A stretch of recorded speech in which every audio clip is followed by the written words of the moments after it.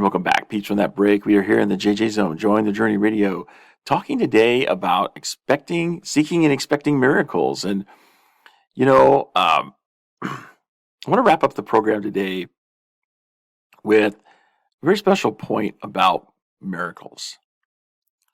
And I mentioned it in the monologue, and I want to expand on it because I think it's really important that we kind of get our heads wrapped around the way things really are. When we talk about miracles, okay, and you're believing that a miracle can happen, and what a lot of us tend to do is we tend to rush off, and it's like, okay, I believe a miracle could happen for me, so the miracle that I'm going to seek and expect is some um, iteration of perfection. It's some fantastically perfect thing, and there's nothing wrong with it. And it's delivered right to my doorstep, and I don't have to do anything for it. And that's pretty much what we rush to. And I don't really think that's realistic.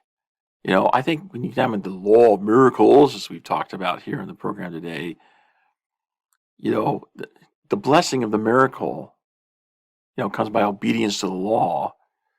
The part of that law is exercising faith, which actually requires work on our part. But I think another part of the work that's required is for us to make our expectations realistic. I'm going to be careful here because this is like a fine line. I mean, I don't want to be somebody who's like, a Johnny Ringcloud and say, "Oh no, you can't have your dream because it's just not realistic." No. I mean, I want people to have the freedom to dream, because it's just, I mean, if you don't have that freedom, then you basically squash, whatever desire may be within you to achieve more and to become more, and to progress further. I mean, that I don't want to squash that. At the same time, we need to kind of get our arms around what's actually appropriate. This would be the best way to say it. I mean, we want to make sure that the miracle that happens, because again, miracles are like a manifestation of laws we don't fully understand. But that said, they still obey law. We may not understand the law, but they still obey law. And if you go off expecting something that's contrary to law, I'm sorry, that's not going to happen, right? So, if the miracle that you're wanting, is this, visage of perfection, and you want it delivered right to your doorstep, well, what is it that you're going to do that delivers that to you? Because again, results come from one thing and one thing only, and that is action. So what action are you going to take to make that happen? Is it possible? Sure. It's not going to happen overnight. I tell you that. There's work to be done. And so many of us want the blessing without doing the work. You can have a miracle, but you got to do the work for it. You got to do the work to produce the miracle.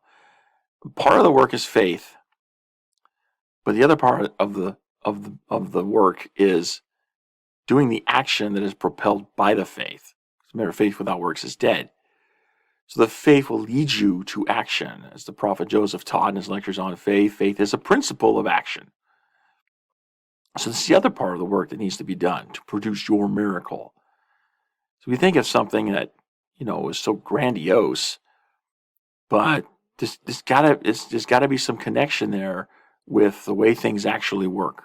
It's got to align there, because if it doesn't, I'm sorry, it's just not going to happen.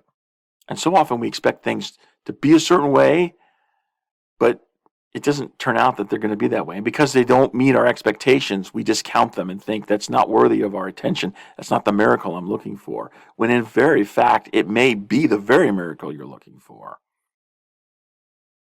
And I'll just use one example because the time's running out here as we get close to the end of the program.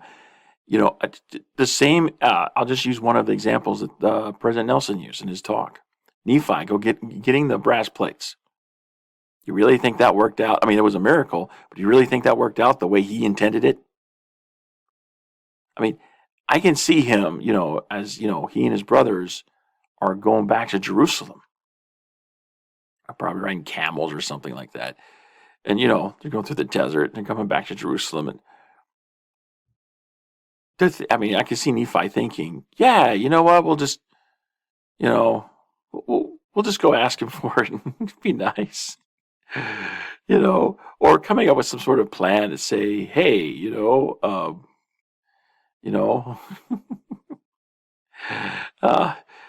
can figure this out. I didn't think he thought he would need multiple times. I didn't think he would have to attempt it multiple times. Okay, and then, the actual final attempt that did work, I mean, part of that, part of the way that worked out was, you gotta kill the guy. I mean, it's not just any guy. It's like the ruler of the city. And you gotta put it, take his head off, put his clothes on, pretend to be him. I mean, I don't think Nephi envisaged that when he snuck into the city by night on that last attempt. I think he was expecting something completely different. I think when he snuck in, he was expecting to sort of find his way to the room where the plates were being stored and kind of take them, And I think he happened upon Laban on the way there, and that's where he had that little interchange with the spirit. Never before have I shed the blood of man. Well, you need to, because it's better that one wicked man perish than an entire nation perish in unbelief. It's like the spirit was making sense, was speaking truth, but it was truth that Nephi did not expect. So as we go out to seek our miracle, we need to keep that open mind to say, you know what, the miracle I'm seeking might not be what I expect. It might not be that Hollywood hunk that I'm looking for. It might not be that supermodel. It might not be that visage of perfection. Then when we think about a miracle, that's what comes into our head. It may end up being something very different. But if we partner with the Lord and follow his guidance, that miracle, though seemingly imperfect, will actually be more perfect than we could possibly imagine. Because the Lord's thoughts are higher than our thoughts, and the Lord's ways are higher than our ways. We need to just partner with him and put our trust in him and let him lead and guide us to that miracle that he wants to give to us. And so, as we wrap up the program today, I encourage you to partner with the Lord, increase your discipleship, and improve your relationship with your Lord and Savior. Let him help you correct the faulty assumptions you may have in your thinking. Help you to believe more in miracles. Let him show you what you need to do to proceed on the path toward your miracle, to make your miracle reality. Well, that's all the time we have for Join the Journey Radio. I want to thank everyone for listening. I, hope I was able to offer something that's helpful, as always. And if I have, then all I ask is that you pay it forward. Or find someone else in your sphere of influence to help. If you want to help me, then, you can, like our content on our social media channels and subscribe and help us out with the algorithms. But it doesn't have to be me. And help anybody, really, because we all just need to be doing more to spread light and goodness where we can. There's so much darkness and evil that's growing in the world, and we need all the light and goodness we can to push it back. So let's do that. And don't forget, come back next week for another wonderful, splendiferous, joyous episode of Join the Journey Radio. So until next time, this is your host reminding you, there is joy to be had all along your journey. Take that joy and journey on.